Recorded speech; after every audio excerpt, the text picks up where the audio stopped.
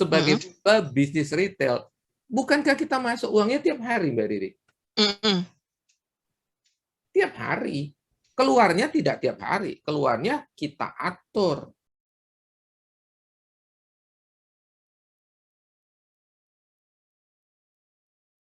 Baik, Bapak dan Ibu, silakan ya, kita akan buka chatroomnya sudah dari tadi, tapi raise hand untuk yang bisa berkomunikasi secara langsung. Silakan. Ada yang raise hand kira-kira? Bisa ini tidak kita kunci tadi atau Mbak Riri kunci untuk angkat apa? Untuk buka mic. Aku nggak kunci loh. Enggak ya? Sebentar. Oke. Angkat tangan silakan. Angkat tangan dan Anda bisa buka sendiri. Atau sudah canggih untuk masalah ini. Oke, Pak Kris, kalau bicara tadi cash flow yang cash flow tuh harian, artinya kan ada yang memang seperti tadi dikatakan yang TOP-nya itu 15 hari gitu ya. Nah, tapi kan ada yang harian, maksudnya biaya-biaya harian begitu mungkin. Apakah kalau omsetnya yang berpengaruh, kan kesulitan omset itu tadi dari barang yang terjual atau tidak, dari omset kan jatuhnya. Ada nggak kira-kira minimum omset yang harus dicapai begitu dari masing-masing pengusaha itu untuk bisa dia tuh settle gitu, tidak kesulitan cash flow? Ada, makanya divisi finance itu akan sudah menyusun memang. Finance itu akan menyusun cash flow, Mbak Riri. Cash flow. Jadi dia sudah tahu. Kan cash in apa? Duit masuk. Cash in kan uang masuk dari sales. Ya, dari sales. Nah, tadi Mbak Riri bilang harian. Betul. Omset kita harian. Setiap hari sampai tanggal 31 Mei ini. Kan ada masuk uang di sini, Mbak Riri. Betul. Setiap hari. Tapi dia juga harus tahu kapan uang itu akan keluar. Benar nggak, Mbak Riri? Seperti Mbak Riri aja. Kan ada waktunya kita bayar vendor, bayar listrik, biaya operasi gitu ya. Ketahuan tuh Mbak Riri. Belum lagi kalau kita hubungan dengan supplier, kita harus bayar supplier tadi itu loh yang jatuh tempo. Ya. Belum lagi kita sudah menunggu biaya gaji. Benar nggak? Iya. Nah, ini kan sudah ada kapan uang itu akan keluar, Mbak Riri. Sudah ditandain. Sementara uang masuk, kita sebagai bisnis retail, bukankah kita masuk uangnya tiap hari, Mbak Riri? Tiap hari. Keluarnya tidak tiap hari. Keluarnya kita atur. Itulah seni di dunia finance, yaitu mengatur cash flow. Kalau kita ya di dalam perusahaan, dikit-dikit cash flow masalah, dikit-dikit, itu jangan-jangan finance-mu nggak beres itu. Karena dia tidak punya plan. Iya. Dia nggak punya plan, Mbak Riri. Kalau dia punya plan, dia sudah tahu. Kan uang masuk, kalau di total uang kita segini, keluar segini, cukup nggak? Gitu ya. Nah, kalau kita selalu tersudutkan oleh pembayaran, itulah kenapa kita cepat-cepat periksa ini. Nah, ini Mbak Riri. Yang ini tadi kita harus periksa. Ya. Jangan-jangan masalahnya di sini yang kita tidak pernah urus. Tidak pernah diurus ini. Ya. Atau tidak mau ngurus. Tidak pernah diurus atau tidak mau ngurus. Bisa jadi gitu, Pak. Dua hal yang berbeda ya. Tidak pernah diurus, kelupaan. Kalau tidak mau, itu memang kalau tidak mau itu masalah apa biasanya? Masalah value ya, masalah karakter. Itu Mbak Riri. Oke. Baik Bapak Ibu, yuk silakan dilanjutkan ya. Tadi sudah saya buka. Jangan saya mancing melulu lah. Pasti ada sharing-sharing nih Bapak dan Ibu yang mungkin dari sisi rapihnya juga boleh ya kan? Nggak harus dari sisi masalahnya gitu. Solusi-solusi yang sudah dilakukan juga boleh kan di-sharing ke kita seperti apa begitu. Apalagi yang usahanya tuh sudah berkembang, sudah punya cabang gitu kan. atau sukses banget, yang sukses banget. Boleh ya? Silakan, atau Pak Kris. Oh, ini ada Pak Frederick Dewata. Sudah bisa buka. Pak, silakan Open dibuka. Ya, yes. Open mic Pak Frederick, silakan ya. Halo ya. Pak. Halo juga. Selamat pagi. Oh, sudah siang di sana ya? Siang di sana, selisih 2 jam. Di sana udah jam 12. Sudah jam 12 ya. Di mana sih Pak Frederick nih? Papua. Di Papua, Bu. Papua. Baik, silakan Pak. Silakan Pak. Nah, tadi kan ada tuh mengenai nego itu sama supplier, Bu. Pak, ya pemasok. Cuma Pak, kita nih yang di Papua ini Pak, yang otomatis jauh dari sumber barang nih Pak. Kayaknya tetap harus buffer Pak, melebihi itu. Nah, gimana nih Pak ya? Kira-kira. Oh iya, strateginya gitu Pak. Benar. Ya. Kalau Pak Frederick, beliau beli barangnya jauh banget dari. Jauh ya? Malah dia belinya cash. Ya, luar biasa. Cash Surabaya, betul. Iya. Kebalik ya, kalau kita biasanya retail itu ngutang, utang lalu mengandalkan perputaran barang untuk mengalahkan term of payment.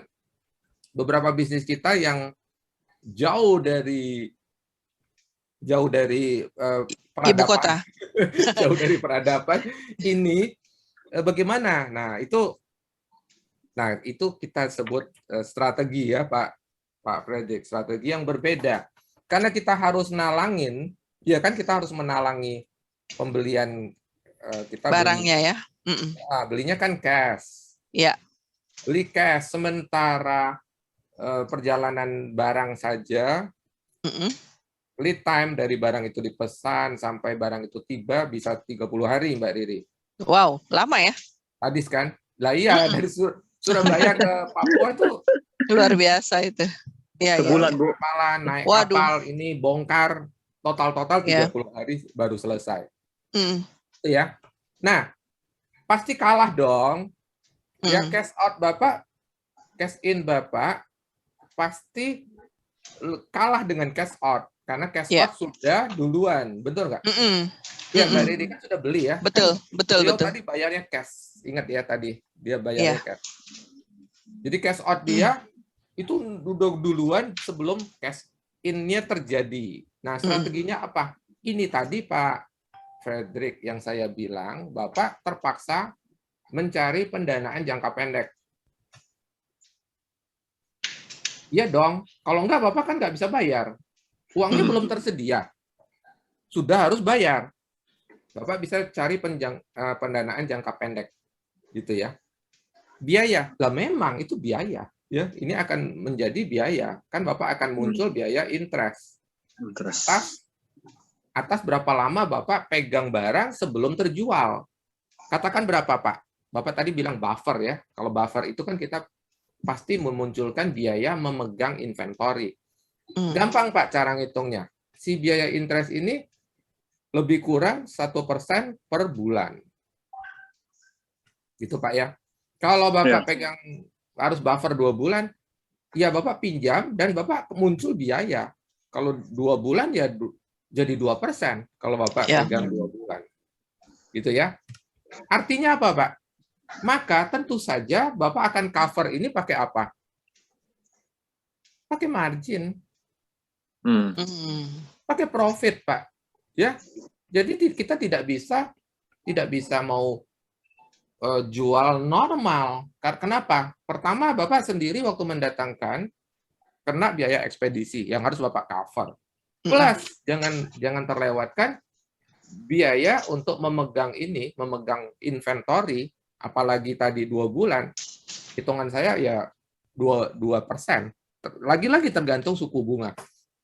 Katakan 1% per bulan, berarti Bapak harus tambah ekstra 2%, gitu ya. Sehingga situasinya memang tidak sebagus kalau bisnis kita supply-nya ada di dekat kita. Kan dalam kasusnya Pak Edi, Pak Frederick nggak bisa dipukul rata karena situasinya sangat berbeda. Ya, cash in dia selalu kalah dengan cash out. Cash out-nya sudah duluan, si barangnya bahkan belum datang, barangnya 30 hari lagi. Nah, makanya itu tadi yang kita akan hitung, Bapak harus gesit mencari pendanaan jangka pendek supaya tidak terhambat. Jangan sampai sudah tahu kita butuh barang, hanya gara-gara kita tidak punya dana jangka pendek, atau kita tidak mau keluar, mau tunggu cash dulu baru bisa beli, terlambat ya. Nanti mengganggu apa? Mengganggu sales ya. Jangan sampai salesnya terganggu gara-gara kita tungguin si cash in-nya. Jangan juga ya. Jadi, tapi bagus banget ya pertanyaan Pak Frederick, bukan hanya terjadi pada Pak Frederick, saya yakin juga terjadi di teman-teman yang lain. Sehingga gara-gara pertanyaan ini saya bisa menjelaskan konsep ini. Anda harus hitung, kalau Anda pinjam, Anda harus kompensasi di margin apa yang Anda keluarkan. Kalau tidak, Anda jangan-jangan profit Anda makin susut ya. Padahal kita mendanai bisnis kita dari pinjaman, margin. Thank you Pak Frederick. Oke. Berarti Pak, kalau boleh saya tambahkan nih, udah masuk pakai uang bank 30 hari, terus sampai sini kita kasih utang ke orang lagi Pak, yang lama bayar dia tambah kena lagi Pak ya. Retail tidak ngutangin. Kalau Pak maksudnya, grosir kemarin. Loh, ada kejadian ya? Beda kasus. Retail is cash. Ya Pak Frederick. Kalau Bapak bilang saya grosir Pak. Grosirnya Bapak, kalau Bapak ngutang, berarti makin panjang dong Pak ini ceritanya.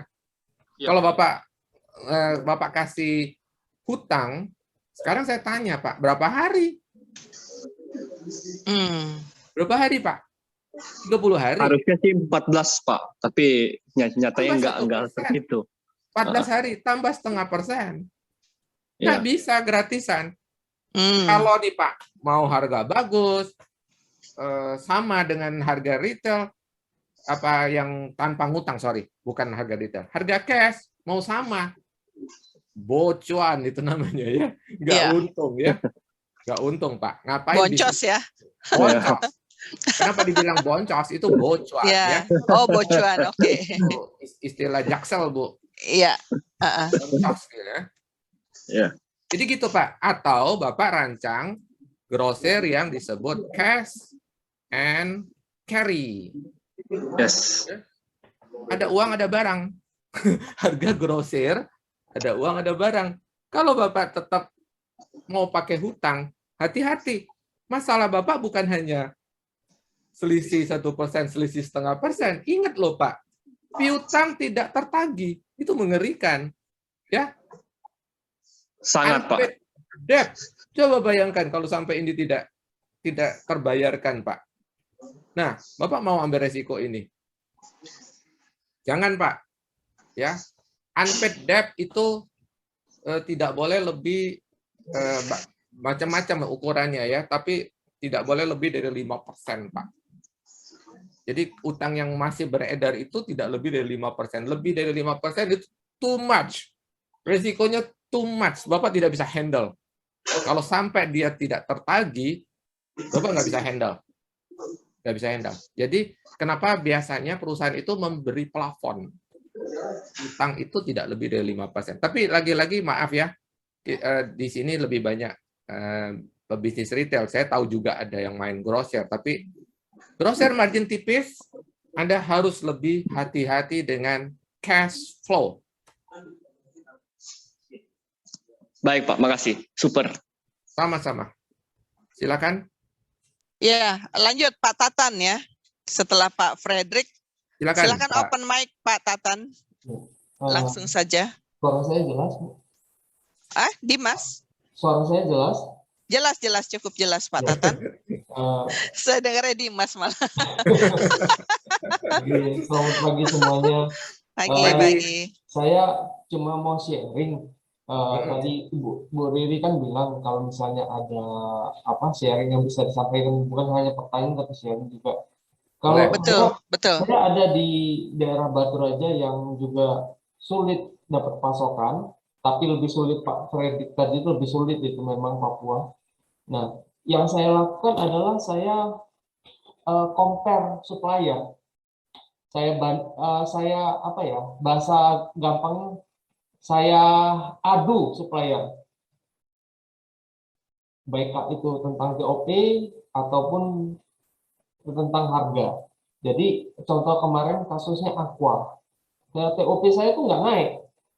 Nah, memang cari supplier kedua ini sulit, tapi kan banyak tuh orang yang apa namanya,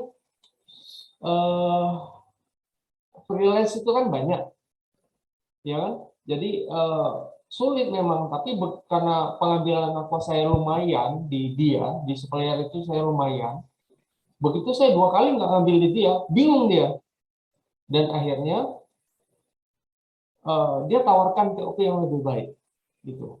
Mungkin itu aja sharing singkat saya. Ya, lebih kurangnya saya minta maaf kalau ada yang salah. Oh, jadi belum dinegosiasikan saja sudah bisa dapat perbaikan TOP, itu Pak Tatan? Iya Pak, saya sudah negosiasikan pertama, tapi alot Pak. Mereka nggak mau turun. Akhirnya saya cari supplier lain. Begitu. Ya, oke. Ya, berarti ada yang dilakukan ya. Artinya begitu Bapak mencari alternatif pemasok, dia pikir panjang gitu. Wah, ini bahaya nih ya. Jangan-jangan Pak Tatan beralih nih ya. Jadi itu barangkali salah satu taktik Pak di dalam negosiasi ya. Dalam negosiasi kita punya taktik, yaitu kita tidak tergantung pada satu sumber ya, tidak tergantung pada satu sumber. Kalau kita tidak bergerak, kita tidak cari alternatif, supplier itu kan ada kecenderungan seperti itu. Ya, kita minta baik-baik, dia tidak kasih. Begitu Pak Tatan lakukan gerakan, dia langsung sadar bahwa dia bukan satu-satunya pemasok yang Pak Tatan kenal, gitu ya. Oke, itu very basic Bagus sekali dalam nih. Ya. membeli. Ya. Baik, itu Nah, dari Pak Tatan ya. Mungkin ada yang ingin disampaikan kembali Bapak dan Ibu, boleh langsung raise hand atau melalui chat room kita. Nah, itu menarik yang Pak Tatan bilang tadi, saya juga ngalamin ya. Kan lama tuh dia kirimnya, janji 1 hari 2 hari, dia baru sampai seminggu sampai ke kita gitu. At least next time ya kita nggak order sama dia lagi gitu loh Pak. Sampai akhirnya ini kok udah 1,5 bulan nggak ngorder gitu. Orangnya itu sampai telepon, nggak kita respon, dia datang langsung terus menawarkan potongan harga tambahan. Tapi sebetulnya saya bukan hanya di potongan harganya sih, yang diperlukan adalah ketepatan waktu, karena chemical itu kan kita pakai gitu. betul. Begitu ya kan, perputarannya sangat cepat itu loh. Ya, oke, betul. Sedikit bergeser itu isunya, yaitu bukan melulu masalah cash flow-nya yang dipersoalkan oleh Mbak Ridi, tapi ketersediaan barangnya. Betul ya. Jadi barang harus tersedia tepat waktu. Gitu kan? Kenapa? Kalau ketemu supplier yang bisa diandalkan, seperti tadi Mbak Riri maunya dia tepat. Jadi saya tidak perlu buffer, kan? Betul nggak Mbak Riri? Betul. Ngapain saya punya persediaan barang untuk 2 minggu, padahal saya bisa pesen seminggu sekali, betul ya? Iya. Betul. Ada hubungannya dengan cash flow ya. Cash flow, ngapain saya tiap kali order untuk kapasitas 2 minggu, padahal saya cukup 1 minggu saja. Ketemu pemasok tadi yang tidak reliable, tidak bisa diandalkan. Sehingga kita kan panik dong kalau tiba-tiba kehabisan ya. Nah, lagi-lagi kita tidak boleh tergantung pada satu sumber seperti yang dilakukan Pak Tatan tadi. Ya? Tambah dan yang dilakukan Mbak Riri tadi, cari alternatif. Karena kita tidak bisa mengorbankan bisnis kita hanya gara-gara dia yang tidak tepat waktu. Betul. Tetapi ada dampak ikutan yang Mbak Riri bisa rasakan, yaitu dia baru sadar bahwa dia bukan satu-satunya pemasok. Sehingga kenapa tidak dilakukan Mbak Riri kesempatan untuk TOP lebih bagus atau lebih baik HPP-nya turun, ya? Karena tadi di salah satu masalah yang harus kita keluarkan, yaitu ada tadi saya tandain yaitu mana ya? Di dalam yang harus kita keluarkan itu antara lain ada harga pembelian kita, ya. Ini HPP. Alangkah bagusnya kalau Mbak Riri bisa memperbaiki juga HPP karena cash out kita otomatis terdiskon. Betul. Oke. Thank Lagi, you. Silakan Bapak Ibu. Yuk. Masih ada waktu nih sekitar berapa? 16 menitan ya. Yes. Dimanfaatkan. Dimanfaatkan untuk sharing atau untuk bertanya. Tadi setahu saya di chat ada ya? Di chatroom ada ya? Coba kita cek dulu chatroom kita. Ada, Mbak Riri. Setelah jelek-jelek itu ada. Silakan subscribe, like, and share jika Anda memandang materi ini bermanfaat. Sampai kita berjumpa lagi. Salam, grow, and